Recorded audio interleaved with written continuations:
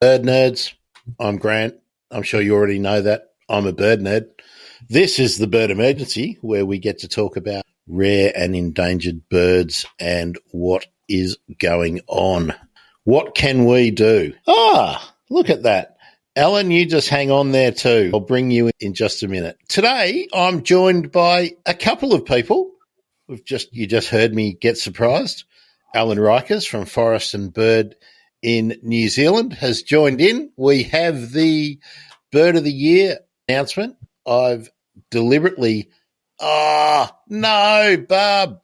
I just looked at a comment, Ellen. Let's just do the whole thing. Michael's in. I'm in. Oh, take that out. And Ellen's in. Hi, Ellen. Kia ora, hello. Michael, Ellen's in New Zealand. Ellen, you're going to have to put up with a little bit of Gang-gang Cockatoo talk before we talk Kiwi birds. It's all good. I did live in Canberra for 5 years, so I love a gang-gang. That's great. I'm glad you can join in on that. Ellen, I had deliberately not gone to the website. I deliberately didn't want to know who had won. I just looked in the comments and somebody told me. Someone spoiled it. Someone has told me, but we'll keep that as a surprise. Michael, welcome to the Bird Emergency. Great. You're involved in a community group, so we're going to call you a community activist, polite shit stirrer, I'm sure. Not so polite. Oh, good. You'll fit right in because I reckon the time for being polite and waiting for stuff to happen is well and truly past, and we need to be shaking shelves and kicking ankles and biting and screaming. Oh, I have to also say, those Twitter handles that I have above my head, that's the Queensland Minister for the Environment, the Queensland Deputy Premier, and he's also the Minister for Planning, and the Federal Minister for the Environment. Ellen, I don't know if there's a development that is proposed for the shores of Moreton Bay, which is one of the places that Far Eastern curlews regularly arrive and overwinter. It's their summer and feeding ground and whatnot. And they want to put about, I think it's 70 or more residential developed flats and medium density housing on it. Nutso. So I want people to go #Toondah, TOONDAH, and let these bozos know what's going on. Michael, did you ever see a slender-billed curlew? I have seen. Yes, I was. Slender-billed curlew, really? Oh no, eastern curlew. Sorry, yeah. I was going to say because guess what? Slender-billed curlew just nominated as extinct. Curlew, once one of the most common birds on North America, extinct. Eurasian curlew, under threat of becoming extinct. Far Eastern curlew, critically endangered. It's time to stop. All right, Michael, should I play the video so that we all know how cool gang-gangs are, and then we'll talk about the regenerators? Okay. Yeah, let it rip. Enjoy this, folks. Okay. Now, that's an amazing call, isn't it, Michael? Yeah, amazing is one word for it. It's pretty harsh. I've always really liked it, and it's described mostly as a squeaky gate, but for me it's always reminded me of the difficult cork being removed from the bottle of Cab Sav or something. It's a squeaky cork. Yeah, look, if you've been watching gang-gangs as long as I have, you realise that they've actually got quite a complex language, and there's got quite a few calls. And when they're angry, looking down a hollow and there's a possum in the hollow or a soft-crested cockatoo, they have this really deep growl, and they push their wings out, expand their size, and down the hollow. And then when both the male and female take it in turns to sit on the eggs, and when they're changing over, they have a really soft little call to say, "Here I come, I'm coming in," and it's just this little, and that's it. And another type of call is basically when they're sitting up eating. Quite often they won't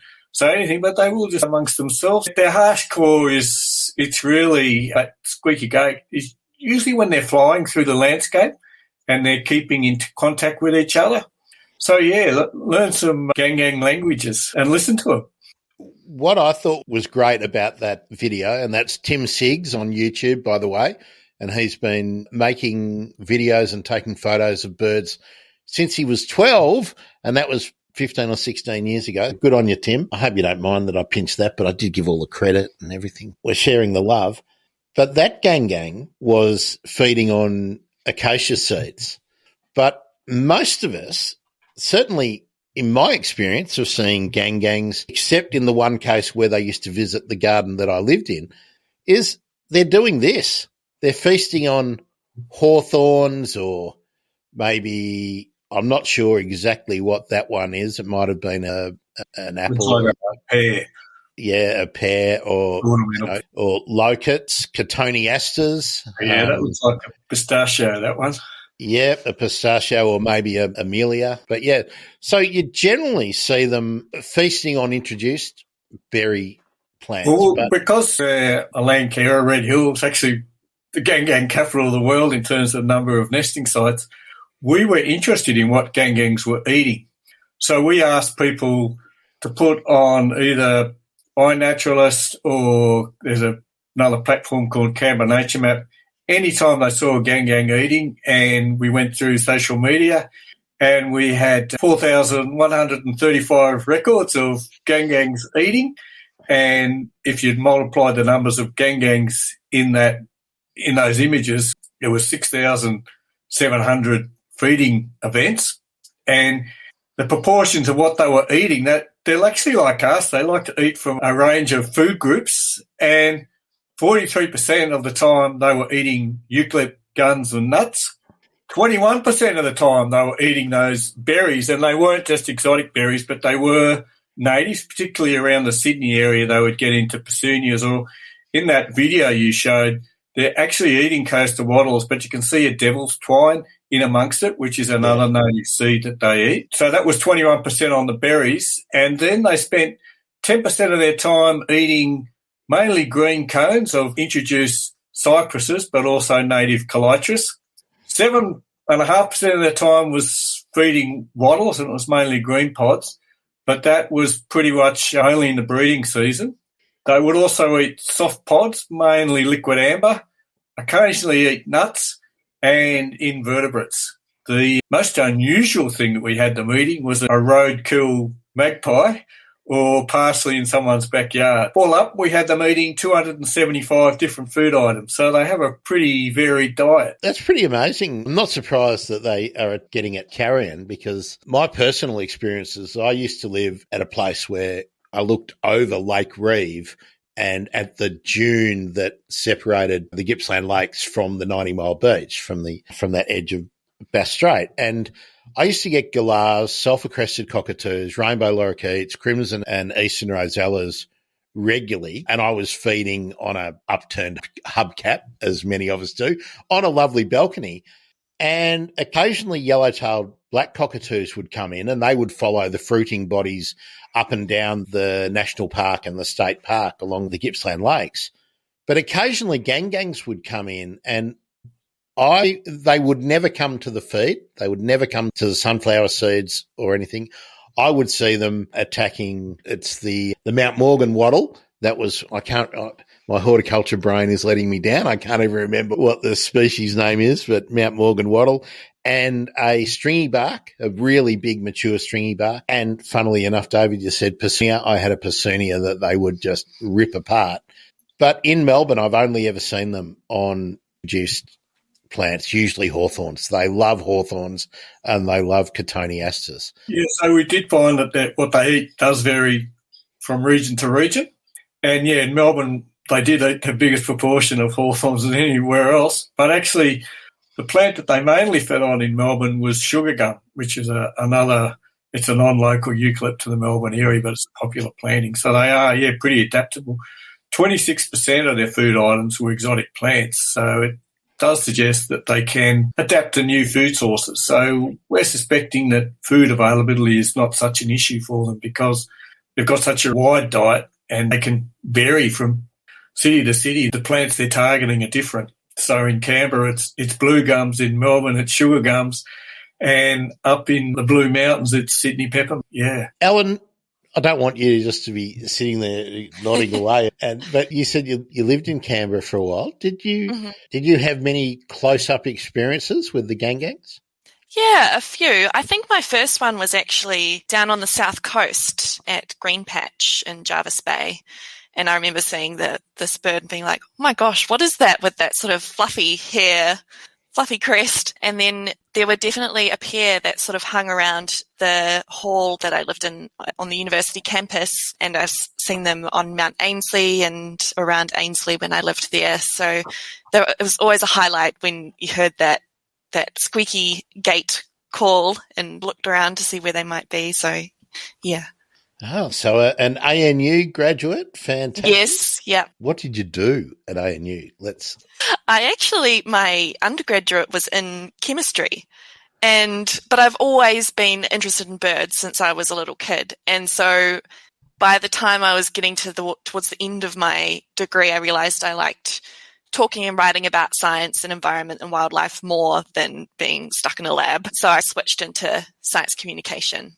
Cool. SciComm. Oh, there's a whole lot to talk about there. We'll probably talk to you a lot more in the future about that. Michael, is the Gang-gang food record study still going on? No, I've basically finished that, but we're uncertain whether people feeding gang-gangs is a good thing or a bad thing or a neutral thing. They really love sunflower seeds and they'll just feast on sunflower seeds.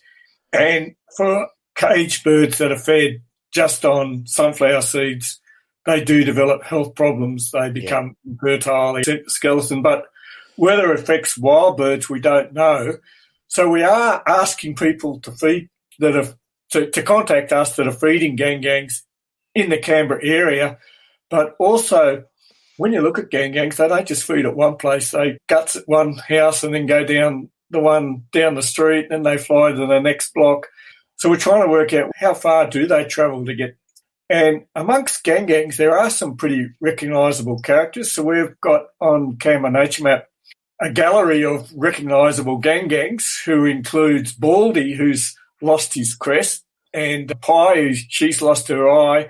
Peg has got a peg leg, and Gold Feather has this gold feather on the back of his nest, and White Eye has a white eye. We're asking people to look out for those and to record when they see them, so at least we'll know how often they're actually going to one place to be fed. Does the same bird come to the same house every day? And how far do they travel? We know from reports we've got from Baldy that he raised 2 young last year and he travelled up to 4 kilometres to feed on a red stringy bark gum nut and then return when he was feeding his young.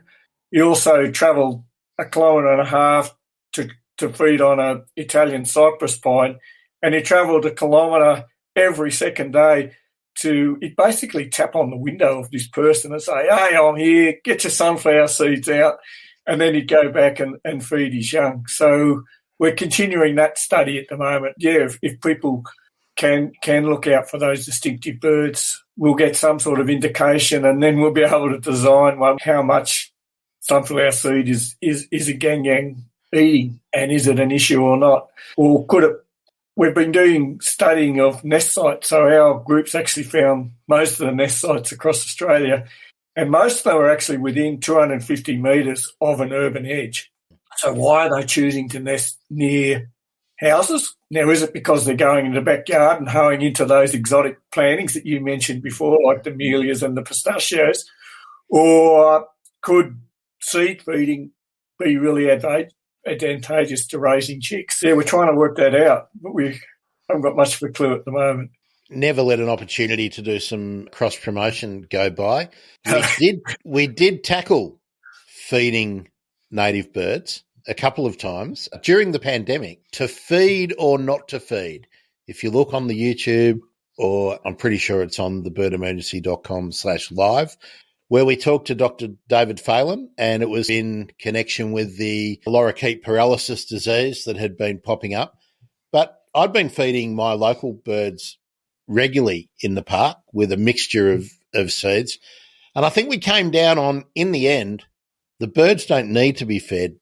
So don't feed them. But if you are going to feed them in a way that means they need to be challenged to get the feed, that they will be naturally grazing, for want of a much better term, but they'll be fossicking, looking for food rather than coming to a big plate like they're gouging themselves on a cheesy pizza, because we've got beak and feather disease, which is a problem. We've got avian influenza, which luckily we're not seeing here yet, but I doubt very much that it won't be here.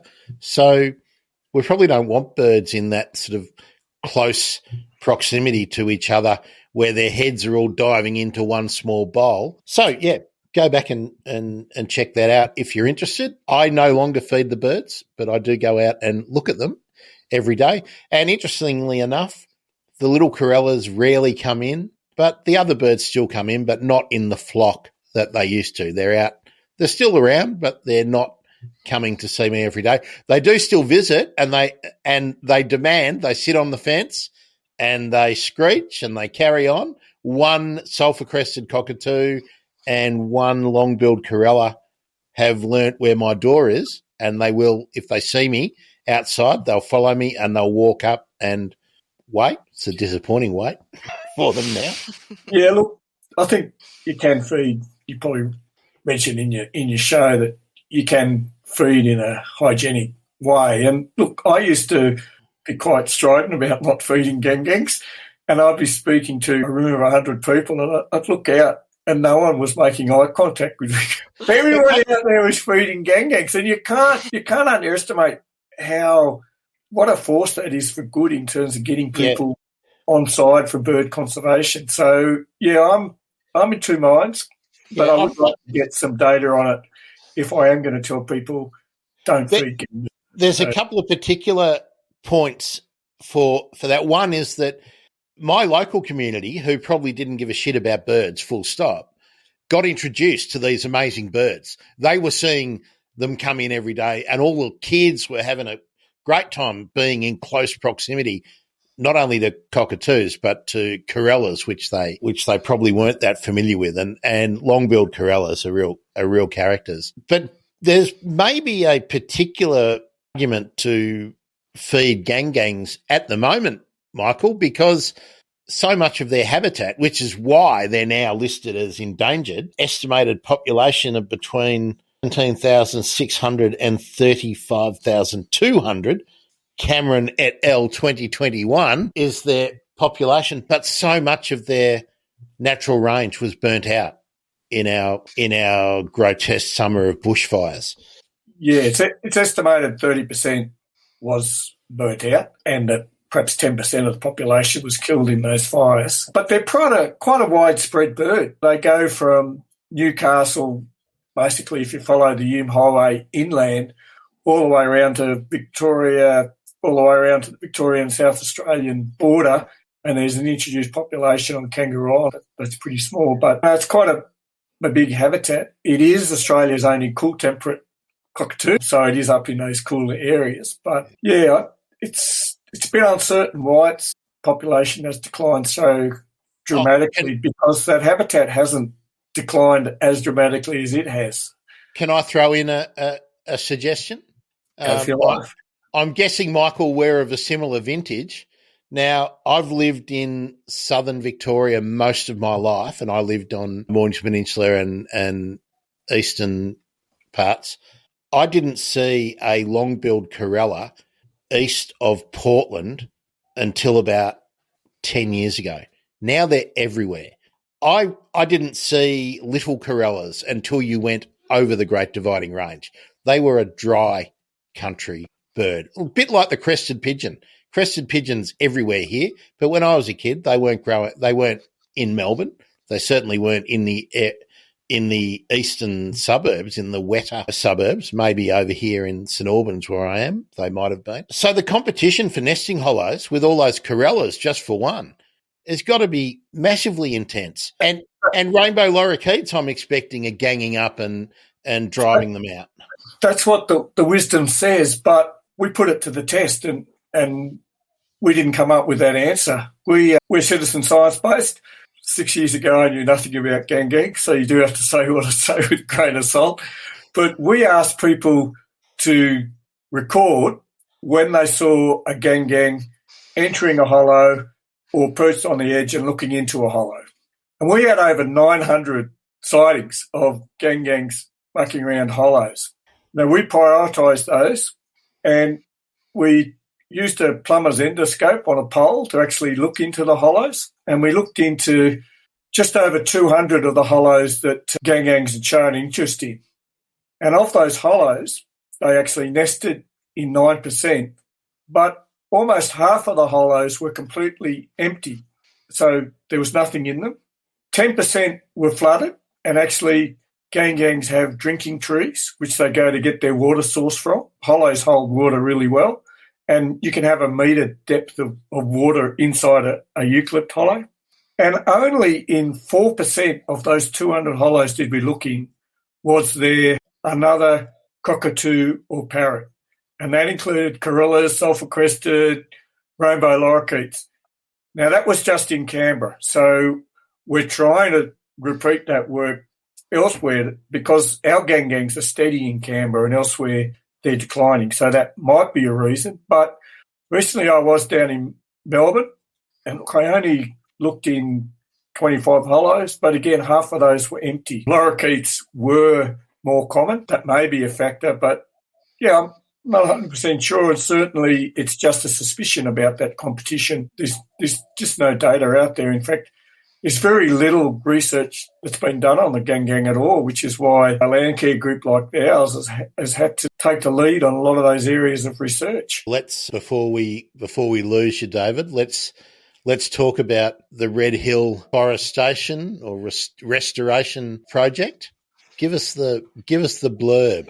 So Red Hill is that everybody sees it almost every night. It's that ridge behind Parliament House when they're talking about Canberra and the politicians. And I've been active trying to restore boxgum woodland, which is a critically endangered vegetation type, on the hill with about 100 others for 35 years. And much to my shame, I would see gangs on the hill, but I actually never realised they were nesting there until part of the hill we had a development proposal, and one of our members, she came and said, I think there's gangs nesting in there. And we staked it out, and sure enough, there was a gang nest. And we wondered, can we use this to stop the development? And how important is the gang nest? So we did a bit of research. This was back in 2017. And at that time, there was only one other gang known nest in the whole of Australia. It's just incredible when you say that. You just think people didn't know that. So, yeah, we've done the research of how to look after the gang and just how important a nesting hollow was, because most of the work on its nesting ecology was from birds within aviary. It wasn't from wild observation. So, again, I think we've had over 3,000 people assist us in our research through responding to our calls for information. And so we've actually found now about 65 gang nests, of which 54 of those are within Canberra, and the 11 others are basically Sydney, Tumbarumba, Cooma, Melbourne, and near Dalesford, and Maria and Durras are the more recent ones. So we are starting to put a story together about the gang and how it nests, and I've been quoting some of that work to you. So, Michael, do you want people who are not necessarily in the Canberra area to be feeding information to you as well, or is... Yeah, particularly we're still getting that nesting work going, and we particularly want to look at what's happening in the nests outside of the Canberra area. So if people can take a photo when they see a gang in and around a hollow and put that on iNaturalist, or send it to Red Hill Regenerators if that's too big an issue to do. But it's pretty easy to put things on iNaturalist. Yeah, that's what I'd recommend. And there's a project there called Gang Nesting Hollows, but I get an alert every time someone puts a gang image on iNaturalist, so I'm always checking them out. The breeding season, they're actually pretty quiet when they're breeding. So just before the breeding season is the best chance of seeing where they're likely to be nesting. And depending on where you are in Australia, because there's 2 months between breeding up at high altitudes and low altitudes, so they breed early at the low altitudes. But August, September, October are the best times for looking. The next best time is just before the chicks fledge. They actually come to the top of the hollow and you get to see them, but that's only about a week. And again, depending on when you are, that's mid-December to the end of February. Yeah, keep your eyes out, and where you see those gang-gangs looking into hollows, or particularly if you see chicks perched at the lip of a hollow, we'd really like to see those photos. And Michael, have you been referring to Erica Roper's Hungry Parrots project as well? And so that was one of the platforms we used for the diet study. And look, people can still put records on that, but I'm not collating them. But someone down the track will have, instead of 4,135 records, they'll have all the new ones put up there, so it'll actually be a better record than what we use. That'll great. So if you've got gang-gangs in your area, Red Hill. Oh, I've missed an L out, haven't I, there in my haste? Red Hill with a double L, regenerators.org.au. Oh. That's what happens when you do things on the fly. I'm dyslexic, so I didn't pick it up. Oh, I didn't until I was just going to read it out. Oh, yeah, I'll drop that off. Michael, I know you have to nick off in a minute or two. Is there anything else that people really need to know about gang-gangs? We did get the question there, and I'll pop that up again. Yes, they do get beak and feather disease. They're not as susceptible as sulphur-crested cockatoos. At the moment, I just mentioned one of our distinctive gang-gangs called White-Eye, and he's white-eyed because his feathers are going around his eyes. So it may be fatal in a few cases, and one bird in Canberra did have to be put down because of beak and feather disease. So, it is important that people do use hygiene if they are feeding gang-gangs. And the question there, will they use nest boxes? Because we've found all the nesting hollows, we're actually working with the Aotearoa government, and they've got climbers who have climbed up and measured the dimensions of the hollows, and we're actually trialling 90 nest tubes at the moment. There's no actual evidence that gang-gangs have ever used nest boxes. So if someone has one, I'd really like to hear about it. But, we've put 30 nest boxes in each of 3 places where gang-gangs are breeding to see whether they are using them. But actually they seem pretty disinterested by the tubes. And like we say, we're not 100% sure that actually hollows are limiting for gang-gangs. But we really won't know until the end of this breeding season. So not till the end of November will we have a good idea about whether they're using boxes or not and designs to use. That's only natural for me to put out the call to Mick Callan from Habitat Innovation. Mick, have you ever seen a gang-gang in one of your artificial boxes? Let us know. I'll chase him up on Twitter. And Naomi, I will post that on Twitter and Facebook when I've heard from Mick. And the only other thing people need to know about gang-gangs is they're just a beautiful, spectacular bird. And they just got such character. They're not hassled by you so much. And it's amazing watching them interact and talking to each other and the way they feed. They're just a beautiful bird. Get out there and enjoy them. I would second that. They are, all of the cockatoos are extremely interesting to watch, and I'll probably extend that to parrots, and hopefully Ellen's going to tell us a little bit about the kaka in a minute, because they've been seen invading the suburbs again recently, and that's really good news. And sorry, Brad, I do have to go. I've got to go and do some stirring to try and save gang-gang, so I'll leave you to it. Good luck, Michael. If there's anything I can do on my platform to assist you, let us know, because we don't want to lose the battle with another amazing bird. That would be awful. I'll be in touch. Thank you. Great to meet you, Michael, and thanks for being on the Bird Emergency. Thank you. Okay, folks, there we go. Look how easy it is nowadays to do all these kind of things, Ellen.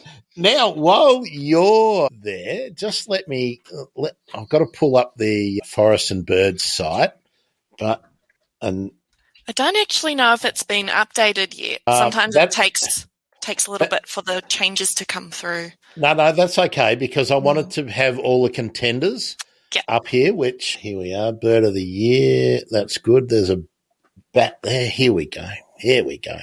There we are. So we'll just get that sharing so that people know what we're talking about. Welcome, Ellen, by the way. Thank you. Yeah, thanks for having me. Oh, look, I love getting Kiwis on the show because you've got amazing birds, Feddingham. You guys have got amazing birds. And I don't know if I'll bore people who have been part of the bird emergency since the beginning of my journey, but my very first bird emergency interview was with a Kiwi. Would you care to guess who it might have been? I don't know. I think you just have to tell me. Steph Burrell. Oh, brilliant. Steph Burrell, yes. Yeah. Steph's been on a number of times. When I first spoke to her, she was at Georgia doing her stint at Georgia, and then we've talked to her again as BirdLife International, BirdLife Marine, beg your pardon, talking about mainly bycatch and birds getting hooked, but also the amazing birds of the, I always get the Gulf wrong, so you can tell me it begins with H. Gulf. Hauraki. Hauraki. I always pronounce it terribly. New Zealand Bird of the Year. Before we announce who won, let's have a look at the concept this year, which I liked. Underbirds are go. What's an underbird? That's a tricky question because I think so many of New Zealand's birds are underbirds in some way or another, but we decided to high-tech algorithm, aka I put together a big spreadsheet of all of the candidates we had on our candidate list this year, and then I looked at how many votes they got in the previous 2 years, how many times they've been mentioned in the media, so we have media monitoring software where we can look at that, and then also looked at their threat status and scored them based on those 3 metrics, and then came up with this list of 21, the most underbirdy of the underbirds, I guess.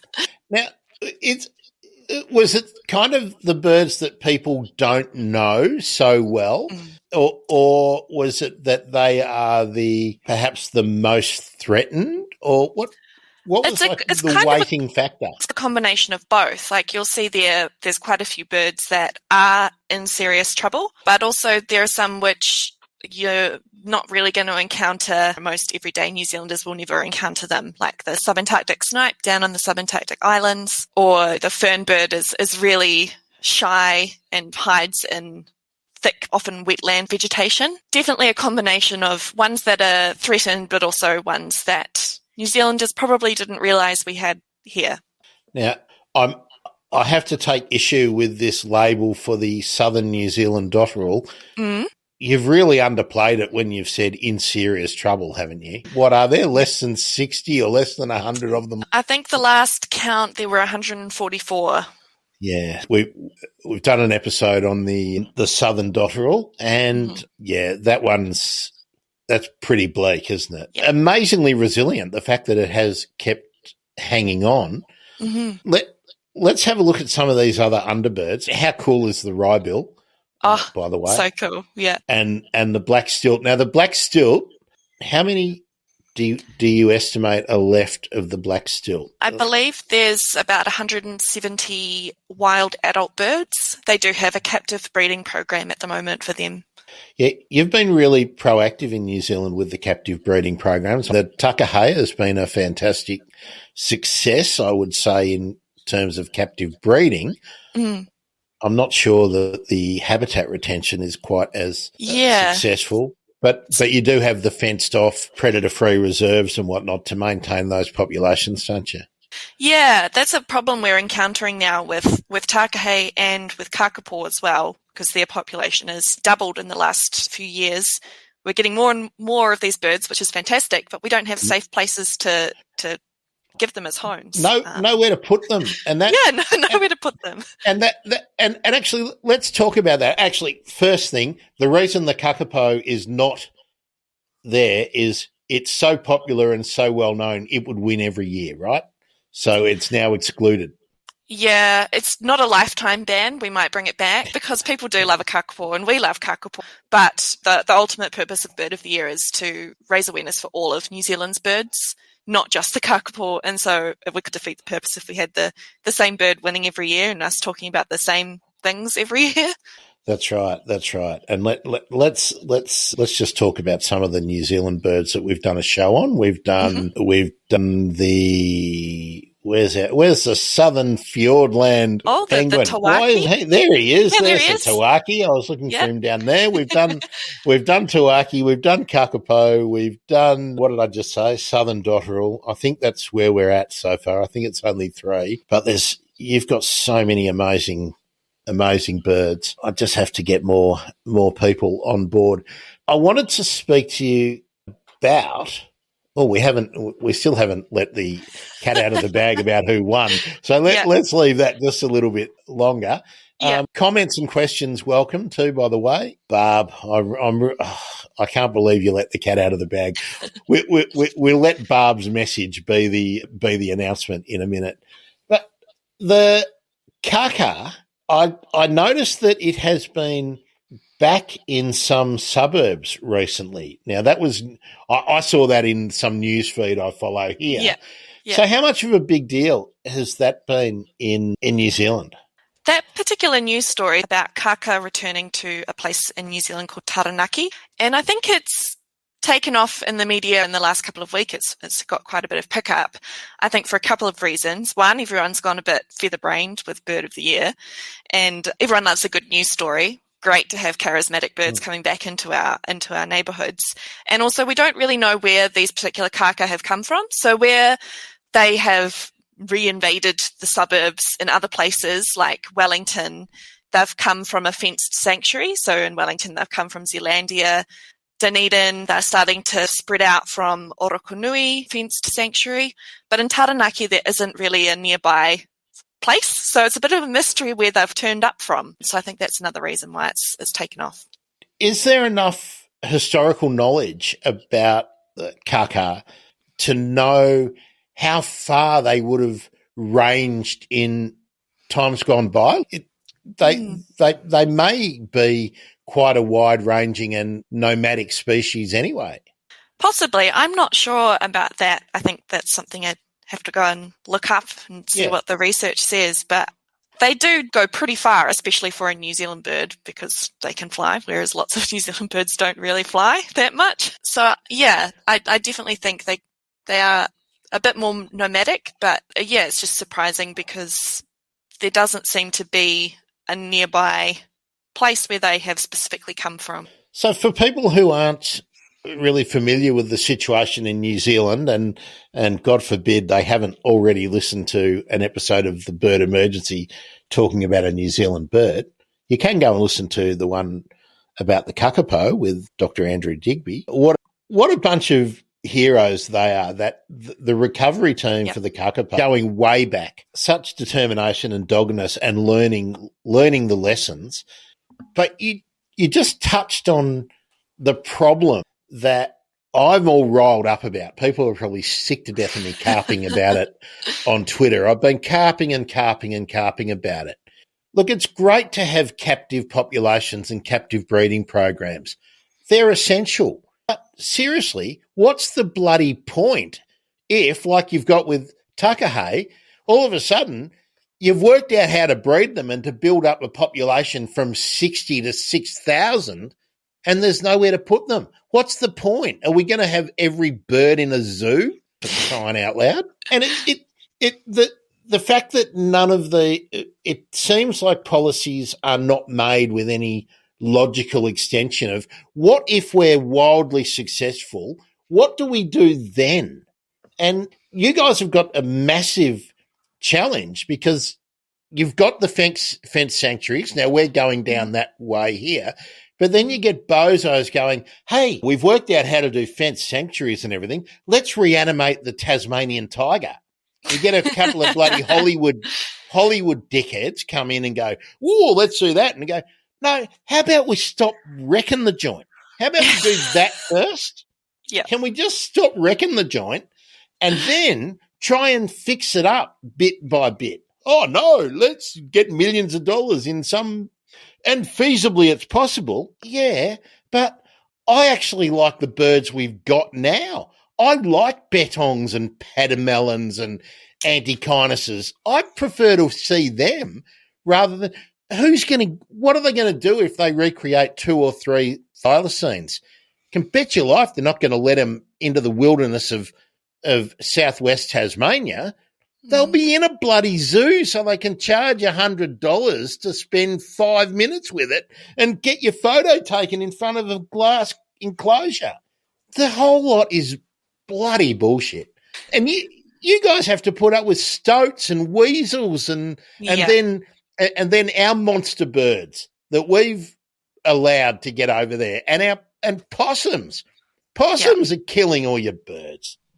Even unexpected things like we have hedgehogs, and they can do quite a bit of damage in terms of eating native bird eggs. And also with the southern dotterels, deer have been recorded eating the eggs of southern dotterels. So now, I'm guessing you didn't hear my southern dotterel show? No. Okay. We talked about the southern dotterel, and in the course of the conversation, it's the Invercargill rugby union team, I think, called the Stags. Okay, yep. Okay. And I just thought, that's a bit insane, isn't it? Invasive foreign species that is causing all sorts of problems, and your local sports team is using them. Why aren't they the dotterels, right? And somebody reached out, and there are now discussions about the appropriateness of using the stag as the emblem, the iconic emblem of a sports team. So I'd be really interested to see where that goes. But to me, that's just a no-brainer. I mean, there should be people campaigning against that. It's like going, we're the feral cats. Fuck off. Yeah. Sorry, I didn't warn you in advance, Erin. As Barb well knows, I do get a bit sweary sometimes. Not safe That's for all work. good. Yeah. Yeah. Okay. Let's let Barb have her moment in the sun. Come on. Where is it? It's not coming up. There we go. The rock wren. Okay. Yes. Now I can bring this back in the stream. I can go back and find, because it looks like it hasn't been done. Where is the rock wren? I'm not on the Underbirds, am I? No, I'm on all of them. So let's go rock wren and find it, and let's learn about the rock wren together. Something's not playing nice. There we are. Rock wren. Tell us about the rock wren. I don't even want to go with that one because Piwowo, which means little complaining bird. And I'm waiting for the complaining. Did you? There we go. Yes. I hope people can hear that. Good test to see if you need hearing aids. So high pitched. Yeah, it is very high pitched. Yeah, it is. It's real squeaky. You know what that reminds me of? I don't know. You were probably not a crazy birder in your childhood. I had a little wooden thing, little capsule, I guess it was, painted red with a little screw in between. And if you turned it, it went, it's a bird caller thing. Yeah. It was that sort of high pitched. So let's get the rock wren up there. Nice photo from Craig McKenzie. Yeah. And how's your plant knowledge? Is that an indige plant, or is that something like a Dracaena or my plant else? knowledge is not great. I would probably imagine it's indigenous, though, just because of where rock wrens live. I'm not sure that there's many weeds or introduced species up that high. Does the rock wren visit gardens, or tell us about it? It's in serious trouble. Yes, the rock wren is a kind of a mini mountaineer. So they're New Zealand's only true alpine bird species. They live their entire lives above the bushline, up in the scree and scrub of the Southern Alps. As you can see, they don't really have a tail, but they have these long legs with these almost like snowshoe feet, and then little talons. The talons look like crampons almost, so good for gripping onto rocks and ice and snow. And they don't fly super well, so they're not great at dispersal from across the landscape, but they kind of bob and hop across the rocks. And super cute. For Australians, they're reminiscent in their looking front on to a scrub wren. but they have a much shorter tail than a scrub wren. Yep. I wonder what their taxonomy tells us, who they're closely related to. They're part of a New Zealand wren family, which is actually very ancient. So I'm not sure that they would be closely related to the scrub wren, despite them looking a bit similar. So there were 7, I think, wren species in this sort of unique endemic wren family about 1,000 years ago, and now we only have 2 left, which is the rock wren and the rifleman. And are they true wrens, or are they like an old world family, not a new world family, like the true wrens above your pay grade? Yeah, I'm not sure about that one. I haven't got any idea either, but I'm going to guess that being an Antipodean. Oh my God. Sorry, I've just got the most block user. Sorry, you're out of here. You get some ridiculous things coming to the chat sometimes. Luckily, they don't all make the screen, and those ones certainly couldn't make the screen. Mm-hmm. So would they be? Are they in the same habitat as the southern dotterel? Even higher. But would they overlap, like at times of the year, do you think? I don't know if there are any rock wrens on Stewart Island where the southern dotterels are relegated to now, but possibly there would have been some overlap when the southern dotterels lived on mainland New Zealand. I think the rock wren is about 900 metres up, and then I think from memory there were some southern dotterels recorded breeding above the 900 mark as well. So there would have been some overlap. Okay. Let's talk about the Bird of the Year competition. Mm-hmm. What do you hope that the competition achieves each year? And give us an idea of when it started and what it's become. Yeah, so it started 17 years ago, back in 2005. And at that point, in New Zealand, there was quite a fierce going on with two. That would have been a Piggy Muldoon election, wouldn't it?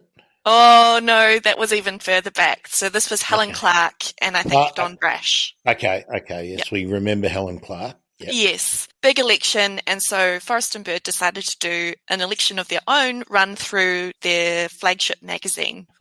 Hang on.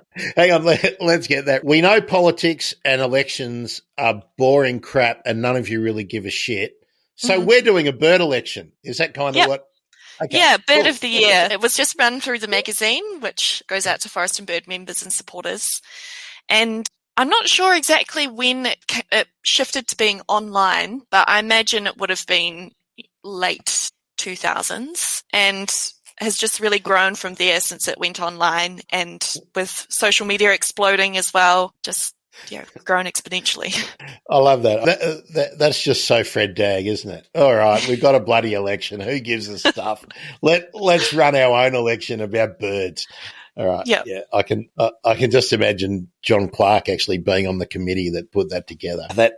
That's cool. So has it built a lot of awareness? I've been following it, and looks like I thought Ariel was going to join us and talk about Team Cookie, but she's driving in between, so obviously she's missed out. Commiserations, Ariel, you didn't get Cook's Petrol over the line. Does it get mainstream coverage? Is it something that the three idiots on the couch talking breakfast TV stuff are going, oh, look what's happening in Bird of the Year? Yes, absolutely. I was on one of those exact shows this morning talking about the rock wren. So, it's really broken through into the mainstream and become this sort of cultural phenomenon. So not just in New Zealand, like I've done radio interviews in the past 2 weeks from like our state broadcaster RNZ through to more like the Breeze type ones. So all sorts of media gets behind it. But then it's also even gone even further to the BBC. I was on live BBC radio. I did hear. Yeah. I wasn't aware it was you because it was on overnight on BBC World that I heard it, and I thought, damn it, I wish I could have got in first. I think we'd already organised to talk about this, but damn it. And Washington Post, so it gets a lot of attention. I'm surprised we don't do something like that here. You do have a bird of the year that is a rip-off of New Zealand's one. Yeah, but it's nothing like the prominence and as well organised. And we've got but I guess there's so many competing things, and we've got the birds in backyards counts and birds in backyards always ongoing, and then we've got the Aussie bird count, which is only wrapped up a week or so back, and that's part of National Bird Week. But we don't have, as part of National Bird Week, the crowning of the bird of the year. And I guess the sense is that you don't want one to detract from the other, because the bird count is gathering really important information for management and other decisions. So you don't want to be devaluing one for the other.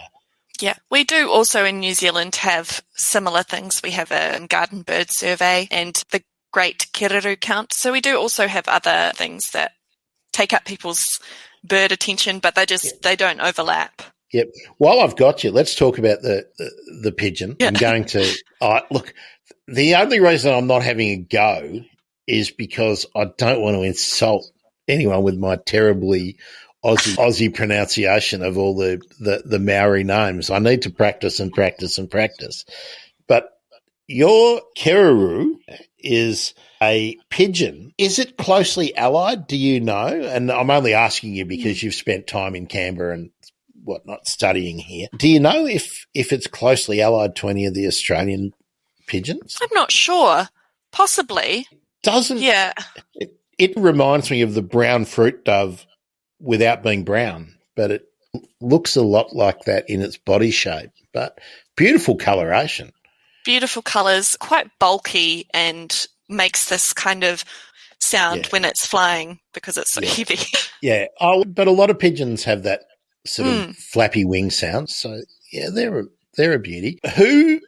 You can probably say this now because it's all over. Who were you hoping would win? I didn't really mind. I thought both, so there were kind of two front runners at the end, which was the rock wren and the little penguin, and I would have been happy with either of them as Bird of the Year champions. Yeah, I've never really. I love them all. It's like asking who your favourite child is. That's right. Yeah. But there's only one seat left in the lifeboat, right? Oh. Actually, the little penguin, that's a really interesting one. We did have a bit of a discussion when I was talking with Ursula about the waki. And when I was growing up, and I had a couple of, I don't know if you'll ever remember this. I think it was one of the motoring organisations, we call it the RACV or the NRMA over here. They put out a 2-volume handbook of the birds of New Zealand. Did you ever see that little spiral down thing? I got given that when I was a kid because one of my uncles worked in New Zealand for a number of years, and he sent these over to me for Christmas one year. And so they had all these really cool New Zealand birds, and I was really, really into it, and I've forgotten where I was going. Oh, yeah. So little penguins. It was just assumed to be a subspecies of the Australian little penguin. But I think now you have got a little penguin and a fairy penguin. One of them is a subspecies of the Australian penguin, which I always grew up calling a fairy penguin, but I think now we call it a little penguin.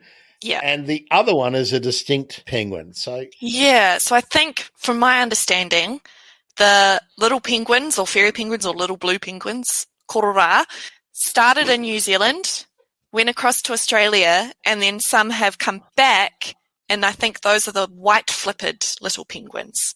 But could be wrong, but I think there's New Zealand origin going to Australia and then some coming back to somewhere in New Zealand. I'm just getting my 2 bird books out because one is quite a deal older than the other. So one of them says we have the little penguin in Australia and is not mentioning any other penguin. And now if I go to the Bible, which is the Australian Bird Guide, I no longer memorise every bird that's in my bird books like I did when I was a kid. So I'll see what it tells me, and I'm happy to be guided by that. Little penguin. Yeah, no, it's common to Doesn't say anything about New Zealand. So Wikipedia, source of all good things, says that there is the little penguin from New Zealand, and then there's the Australian little penguin, which is found in Australia, and then also some in the Otago region of New Zealand. So that's that population that's come back. That's right. They're on one side of the country, and the other species is on the other coast, on the Pacific coast, rather than the Tasman Sea coast. I think that's what Ursula and I were discussing. I think that's how we got there. Mm-hmm. So you got much more penguins than us. I think you've got 8 breeding species from memory in New Zealand, and 11 or 13 that occur in New Zealand waters, including the subantarctic, the Antarctic waters. Did I get those numbers right? Sounds about right. Yeah, good. Good memory. Penguins are cool, and you guys have got so many penguins. How many? I'm going to look, hey, this is special species, albatross, our special subject in tonight's New Zealand Mastermind. How many albatross have you got hanging around in New Zealand? I'm quite a few. I don't know what the number is. That's right. The correct answer is lots. Yeah, that's right. Oh, got to get over there and do some watching. I don't know if you saw on Twitter, you probably weren't watching. My new camera turned up in the mail today, but my lenses aren't here yet, so I can't play with it yet. But it's exciting. I reckon now I'm going to have to book the trip to New Zealand. I've been waiting because I thought I'll get the camera, then I'll go. No. Okay, gang. So while we have Ellen Rykers from Forest and Bird New Zealand here, and if you have any New Zealand bird questions or a comment that you would like to make about how cool New Zealand birds are, you have that chance. I want to ask you, Alan, that annoying kid that's on all the ads over here now, he's a young man now, but he starred in a movie where Sam, I think it was Sam Neill, and looking for a bird. What was that bird? Why is that interesting? I think the movie is now, isn't it? Is a Hunt for the Wilder People. They might have been looking were they looking for the moa? No. They were looking for a. Let me look it up while we're. Huia? I think that's it. Is that a? That's an extinct bird. Yeah, one of many. Yeah, here we go. Yeah, this is it. A Hunt for the. Of course, it doesn't tell us about the bird. Julian Dennison. That's the kid. Actor. It's not telling me anything about the story. That's annoying. But yeah, looking for an extinct bird, which he was sure still existed, and of course he found it in the happy story. How many of the extinctions, and of course we're having a general discussion here. I know we don't know exactly, but how many do you think are attributable to the pest species, the stoats, the ferrets, the hedgehogs, the brush-tailed possums, and how many may be attributable to habitat loss? I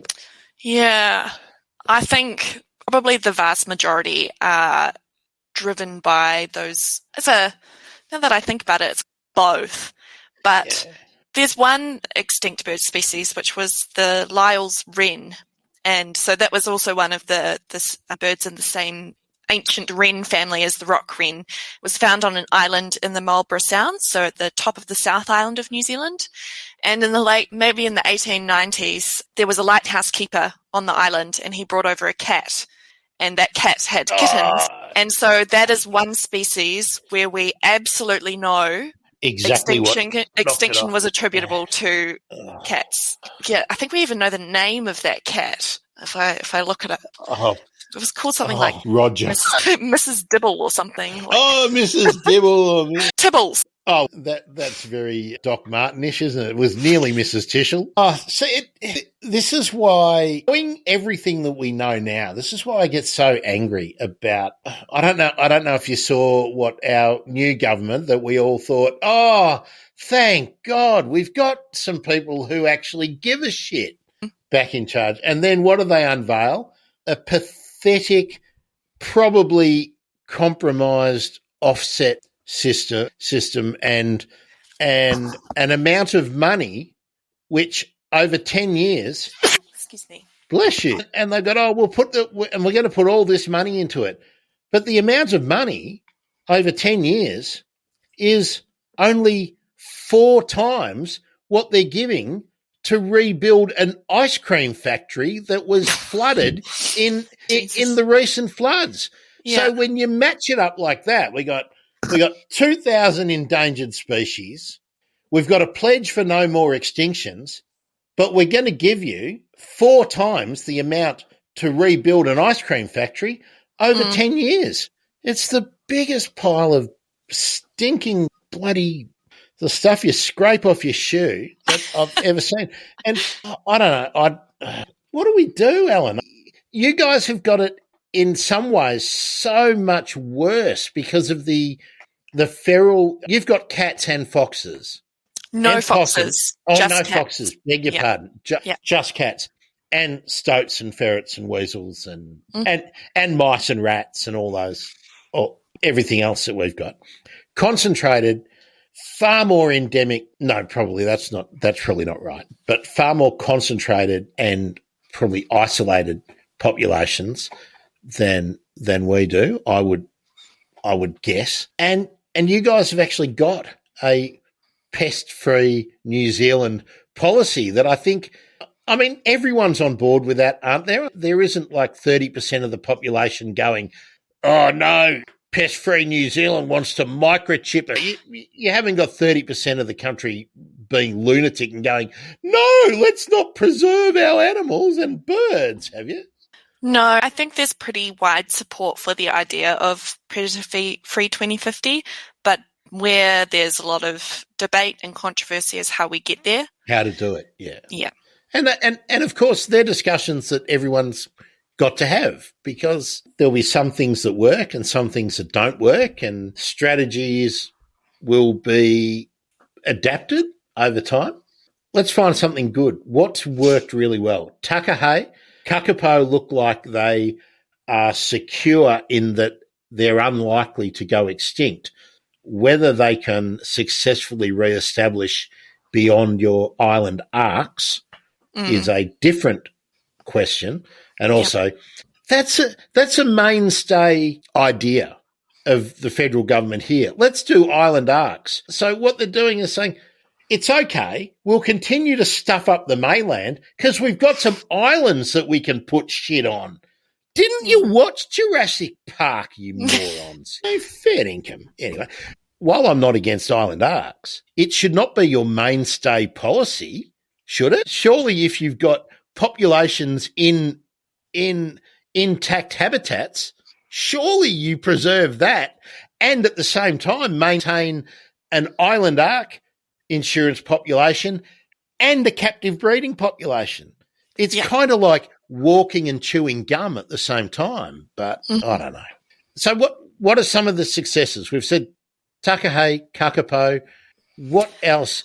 Kakarikis, are they on the rebound? Not so much. They're mostly still on offshore islands. The kaki as well, even though that's still only 170 wild adults, that's a lot better than the 20 or so that were left in the 1980s. And then, of course, there's the classic, which is the Chatham Island black robin. Have you heard about that story? No. Have we got the Chatham Island black robin in the... It should be on here, yes. It came fourth. We haven't got the results up, so I've got to go through everyone. Tom Tit. I love the Tom Tit. Kokako. Let's briefly, while we look for the Chatham Island robin, Kokako, North Island, South Island, which was the one that got rediscovered and looks like has bounced back?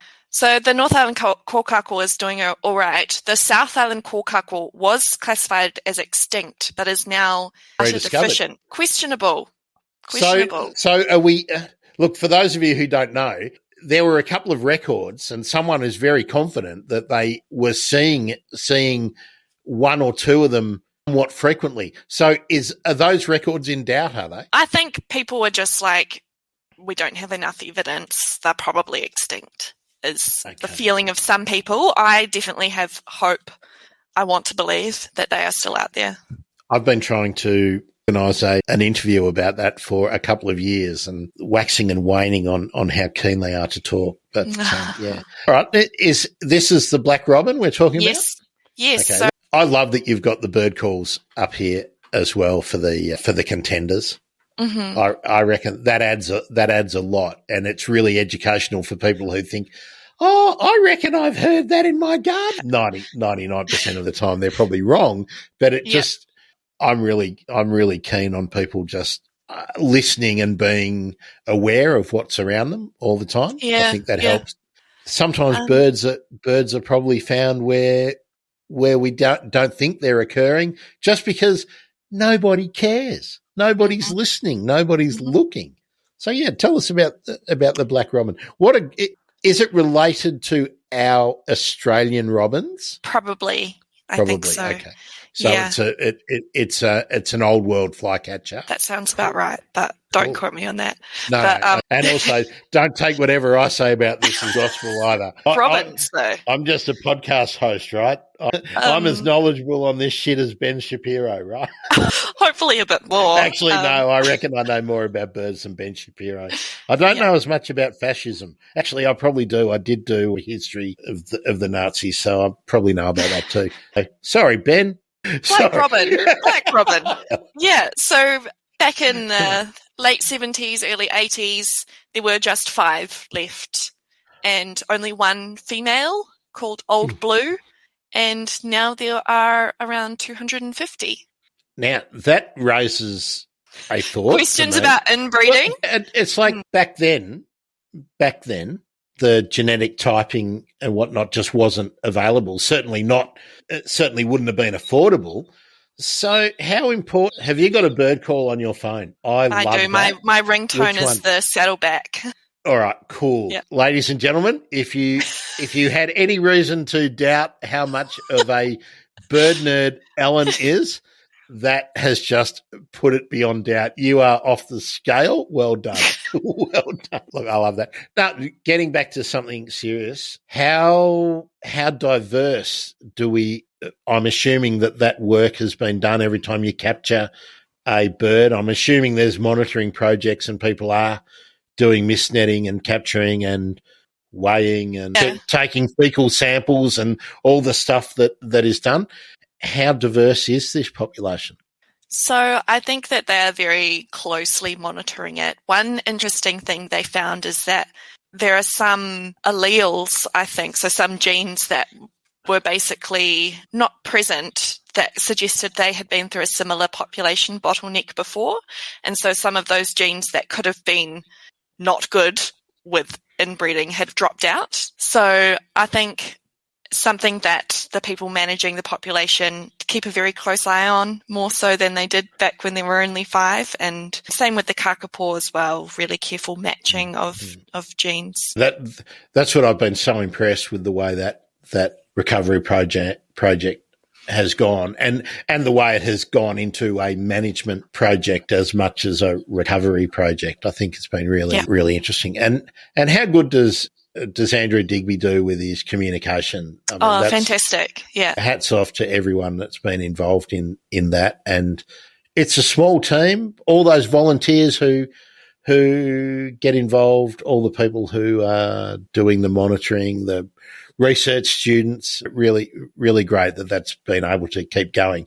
But how many bird species in New Zealand require that kind of dedication, do you think, Ellen? Well, we've talked about 4 so far that kind of have that kind of dedication, and another one would be the shore plover that also has about 250-ish birds, and the fairy tern as well has about 40 or so birds. But there's probably more that need that sort of attention but don't have it.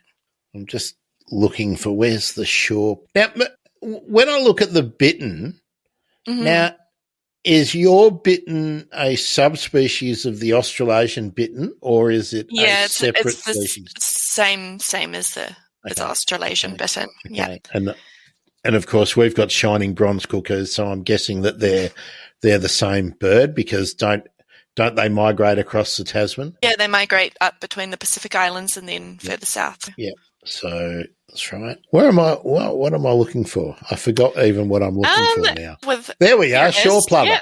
Yeah. Shore plover. Now, what a cool looking, it's what we would have called a dotterel, I would have guessed in the old days. What do we know about this? In serious trouble. One of the rarest shorebirds. Is it rarer than the southern dotterel? No. Southern dotterel, 144. Shore plover is about 250. Okay. And where will people possibly see one? So they were relegated to the Chatham Islands, which were quite far east of mainland New Zealand. But there's now a captive breeding population somewhere in the North Island, and there's a couple of reintroduced populations in an island on the Hauraki Gulf and in Hawke's Bay area.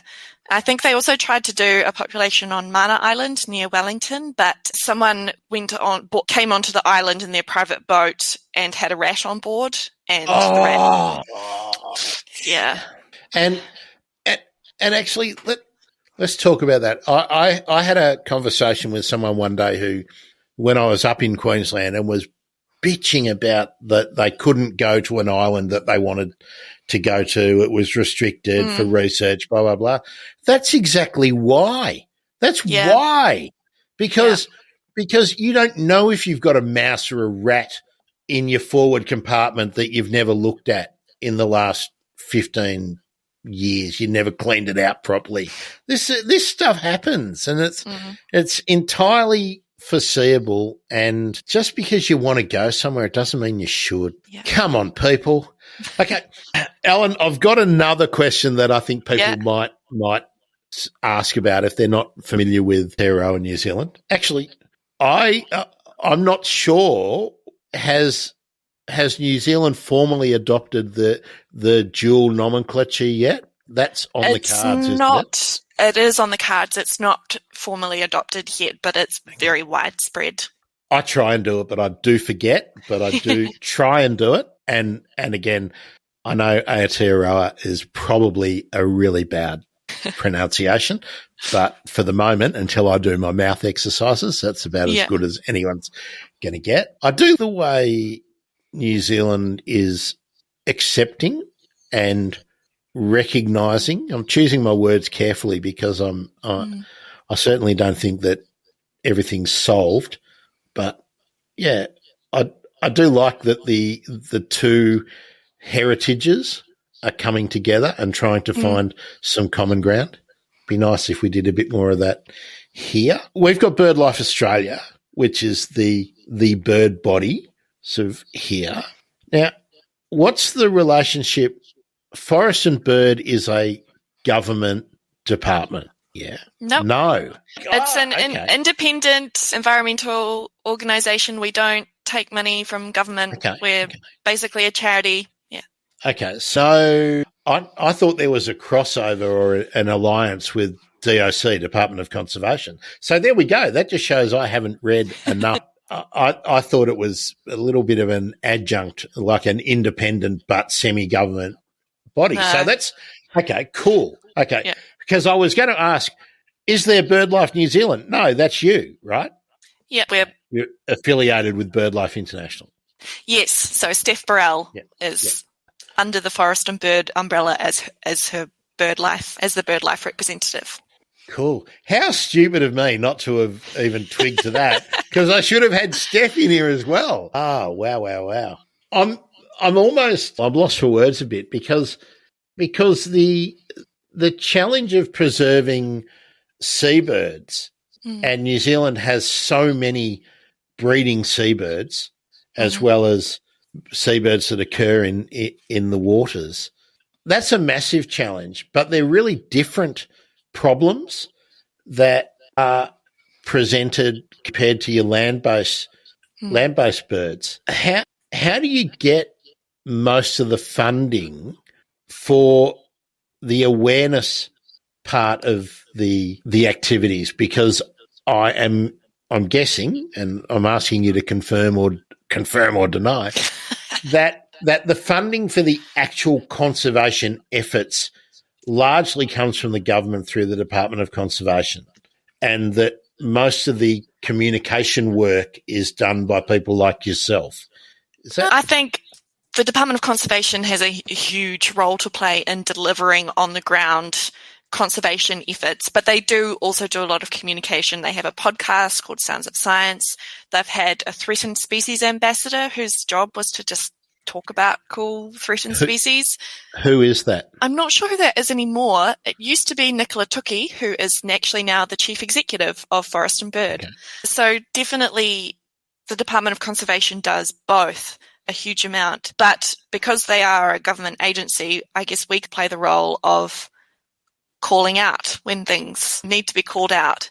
We do also have conservation projects on the ground where we're doing predator control, habitat restoration. I guess Forest and Bird is a little bit different to a lot of environmental NGOs because we do that on the ground stuff and the advocacy and lobbying. Yeah, I'm probably going into too much detail that probably people aren't that interested in, but I certainly am. How is the interplay or the cooperation between the two? Because at some points you're going to be an adversary in that you're going to be saying, look, you're really not doing enough here.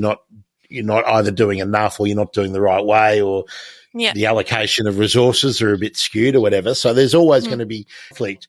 But I'm guessing that it's almost always a hand-in-hand approach, that you are amplifying the strengths of the other.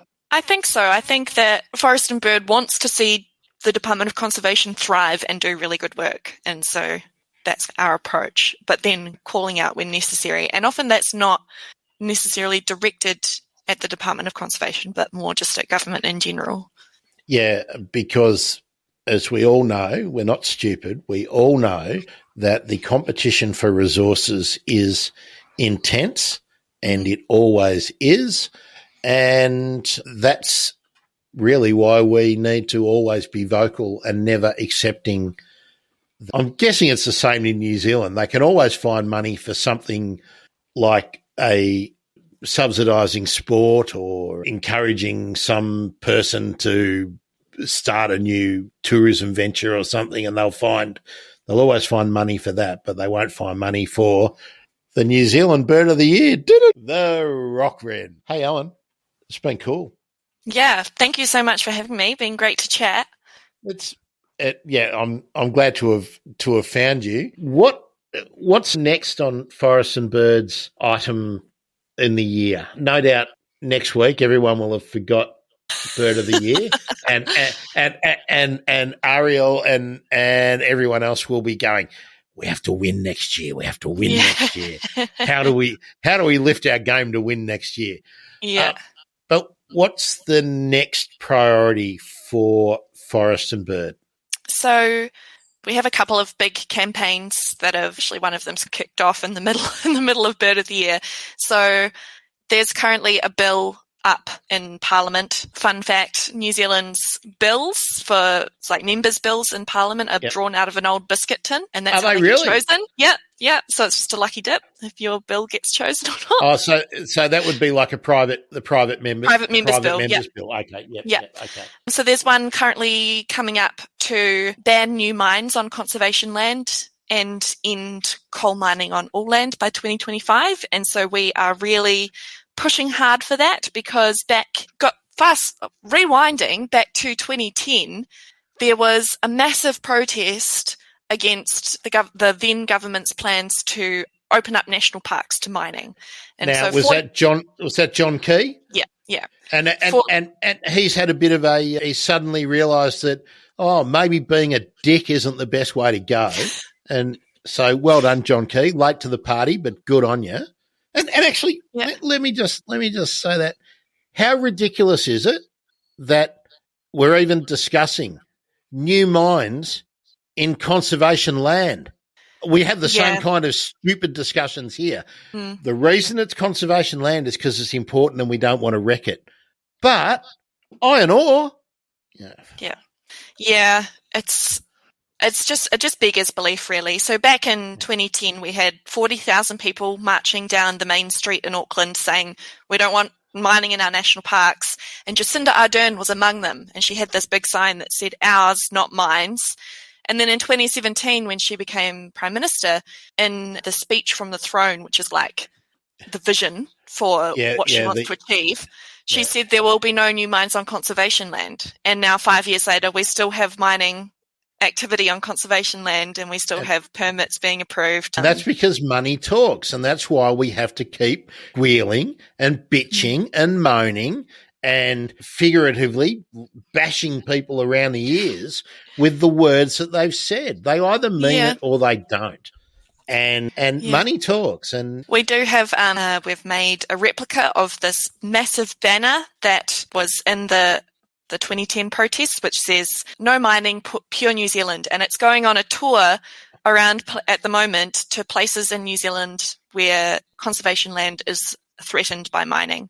So we've been to like a place recently where there's a proposed gold mine in the habitat of a critically endangered frog species, and down to this amazing plateau on the west coast of the South Island, which just has this really special rare ecosystem, and they want to dig that up for coal. And so taking this banner around and saying, "Hey, Prime Minister, you made a promise. Now you have a chance to fulfill it. So come on, let's do it." Well, let's do a show about that and get some other people on to talk about the different areas, and maybe we can highlight some of the particular species that are at risk. And it doesn't only have to be birds, but let's do that. Sounds great. Because this is the kind of bullshit that just has to stop. She's either serious or she's not, and I've got no particular axe to grind against Jacinda Ardern. You either mean it or you don't. And if you don't mean it, then wear it, own it, and start up a joint venture company with Twiggy Forrest or something, and dig baby dig, or drill baby drill, whatever it is. But anyway, I had another question, but it's completely gone out of my brain. What can someone who's in New Zealand, who's just stumbled across the bird emergency and gone, "My God, I need to get involved and help Ellen and all of her colleagues out." What's the best way somebody can make a difference for birds in New Zealand? Join Forest and Bird. It's New Zealand's biggest environmental organisation and the oldest. We're turning 100 next year. We are the voice for nature, and there's a range of different ways you can get involved, whether it's finding your local branch and seeing what they're doing in terms of predator control or other projects, or we have youth hubs as well so that young people can get involved. There's just all kinds of amazing activities happening all across the country to do with forest and bird. But if that's not an option, then go out and buy a backyard trap and set up a trap in your backyard and help bring the birds back to your own garden. Now, what's the target species for the trap? Is it the stoat and the weasel, or is it a cat, or is it a rat? Mostly rats. Mostly rats. Okay. Yeah. Okay. So there's still have you got both kinds? Yeah, we've got. Have you got the shit rat and the really, really shit rat? Yes. Okay. Yes. So the black rat and the brown rat? Yeah. Sorry. They're all bad, aren't they?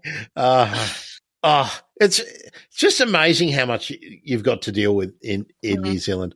Now, if someone's not in New Zealand and they want to help out, what should they do? Apart from listen to all the bird emergency episodes about New Zealand birds. I think you can still contribute to Forest and Bird through, you often have petitions and submissions that are up, or if you have the means to financially contribute, join. Or there are programs for all different species if you have a particular species that you like. I see that the kakapo recovery team has just opened up adoptions for kakapo, so you can adopt a kakapo symbolically, of course. You don't get to keep it.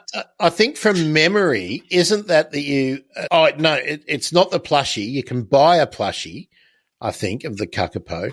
I thought they give you an adoption certificate, but there's also like a plushie that represents your kakapo. Kakapo, I think. Yeah, it's a long time since I looked at that, but that's pretty cool. Yeah, I want to get a plushie. I want to get a bird emergency plushie, but I can't decide which bird to be the plushie, or whether I should have a Frankenstein plushie, the head of an albatross, the body of a barley starling, the wings of an orange-bellied parrot, and the legs of a little kiwi or something like that. Yeah. Cool. Ellen, Thank you. Been great. It's been great to meet you. Don't nick off yet. Let me just do what I have to do. I'm still trying to get to 500 on YouTube, but they have opened up the community tab. So much more of what I'll be doing will actually be happening on YouTube, not moving away from the podcast, but doing more on YouTube. I also need money to pay off the camera I just bought. So you can buy me a coffee. That's easy to find. Buymeacoffee.com bird emergency, or call I've always got an easy link, thebirdemergency.com/coffee. We were talking about gang-gangs earlier on. So remember that I put a spelling error in here. If you know of a hollow, or you've been seeing any interesting feeding behaviour or anything about Gang-gang Cockatoos, redhillregenerators.org.au. Red Hill's got a double L, just so you get it right. Help Michael and his group out on that one. I think that's all I wanted to push. Oh, no, I did want to continue to push Rump Roo Eri. You can go to thebirdemergency.com/redrumps and you will find Rob Ashworth's Citizen Science Project to identify all of the hollows for the red rump parrot in Australia, if we can find them.